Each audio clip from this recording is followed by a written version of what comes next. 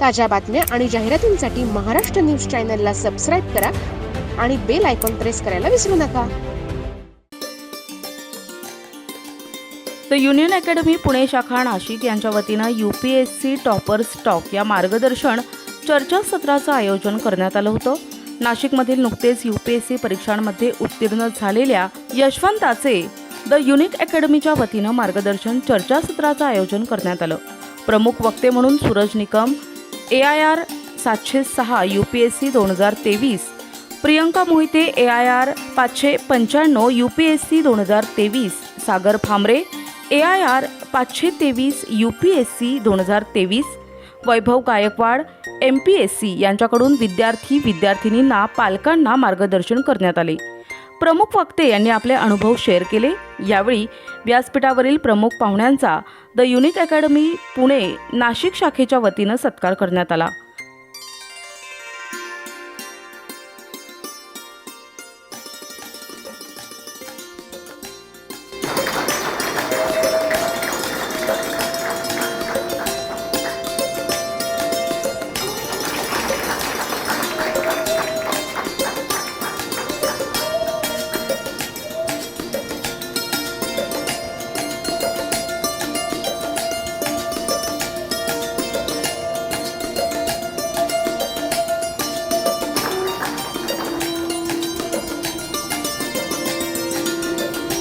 मार्गदर्शन आणि चर्चासत्र गंगापूर रोड नाशिक येथे शंकराचार्य संकुल येथे 20 जुलैला सायंकाळी 5 वाजेस आयोजित करण्यात आले होते.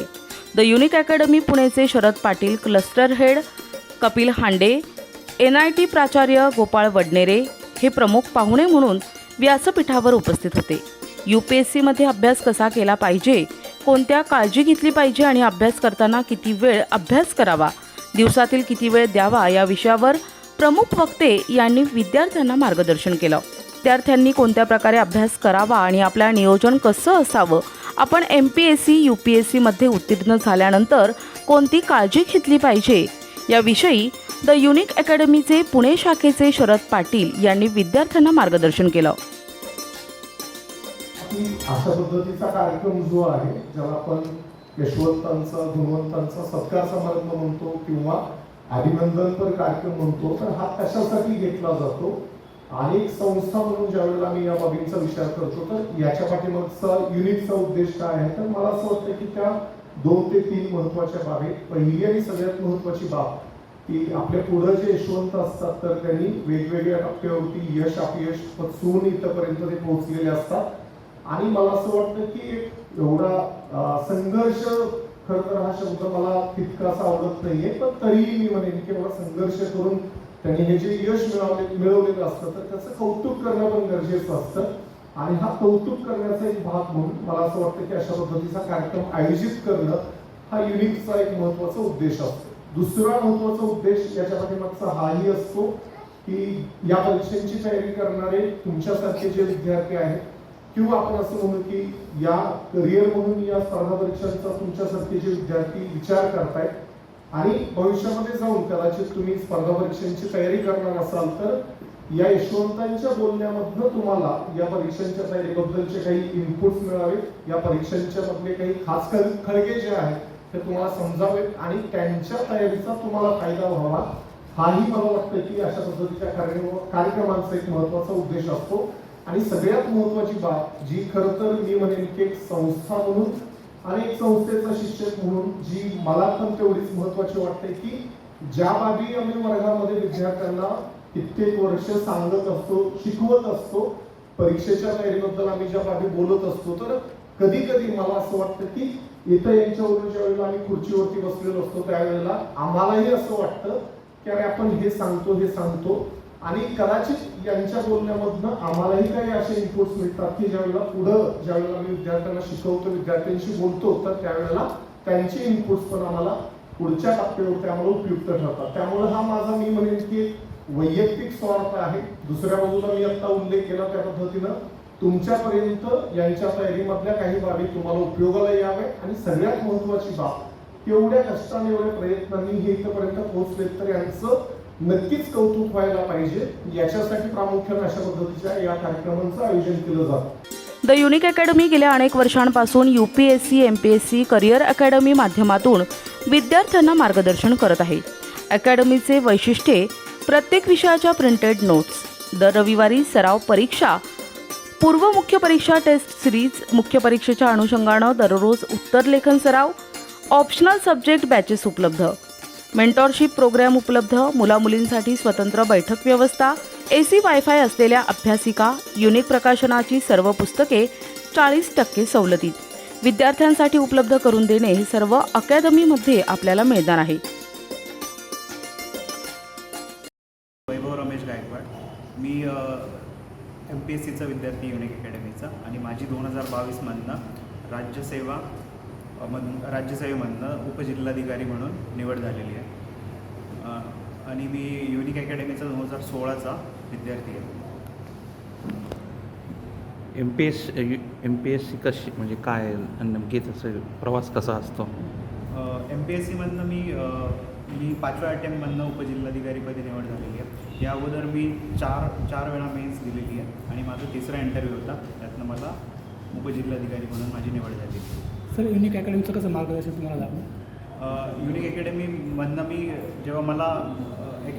मला बेसिक गोष्टी ज्या राज्यसेवेसाठी महत्त्वाच्या असतात, जो रोडमॅप असतो, ज्या चुका मी करायला नाही पाहिजे, याबद्दल मला व्यवस्थितरित्या त्याचं मार्गदर्शन भेटलं आणि ते मला या प्रवासासाठी हेल्पफुल ठरलं. नवीन विद्यार्थ्यांना काय सांगाल ते? नवीन विद्यार्थ्यांसाठी एकच आहे की सिलेबस दिलेला आहे, आपला क्वेश्चन पेपर दिलेला आहे, तर त्याचं प्रॉपर ॲनालिसिस केलं पाहिजे आणि ज्या गोष्टी एक्झामसाठी गरजेच्या आहेत त्या गोष्टींवर जास्त फोकस केला पाहिजे. आपल्याकडे डेटा भरपूर असतो पण आपल्याकडे योग्य मार्गदर्शनची कमी असते, तर त्याच्याकडे व्यवस्थित फोकस केलं पाहिजे. नुकत्याच जाहीर झालेल्या UPSC 2023 परीक्षेत मी 706 रँक मिळवून उत्तीर्ण झालो. प्रथमतः युनिक अकॅडमीचे धन्यवाद की त्यांनी मला हा सत्काराचा मान दिला आणि एक विद्यार्थ्यांसोबत एक मनोगत व्यक्त करण्याची संधी दिली. युनिक अकॅडमीचा मी फाउंडेशन कोर्सचा विद्यार्थी आहे. त्यानंतरच माझी UPSCची खरी जर्नी सुरू झाली. UPSCत हा माझा 4था अटेम्प्ट आहे. बरेच अपयश आले पण UPSCत मी आवर्जून सांगेल माझ्या अनुभवातून की एक सातत्य, नियोजन आणि एक परिस्थितीची जाणीव असली तर नक्कीच या स्पर्धेत यश संपादन करता येतं आणि सगळ्यांना ऑल द बेस्ट. नवीन विद्यार्थ्यांसाठी काय आपण आव्हान करणार की त्यांनी नवीन विद्यार्थ्यांसाठी हेच आव्हान राहील की प्रथमतः कुठल्याही पाण्यात उडी मारण्यापूर्वी आपण पहिले पाण्याची खोटी जाणून घेतो. त्यानंतर तसेच तुम्ही पहिले UPSCचा अभ्यासक्रम, सिलेबस आणि त्याचे प्रश्नपत्रिका एकदा चेक करा. त्यानंतर तसं प्लॅन B रेडी असला तरच आपण या स्पर्धेत एक ताकदवान लढाई देऊ शकतो.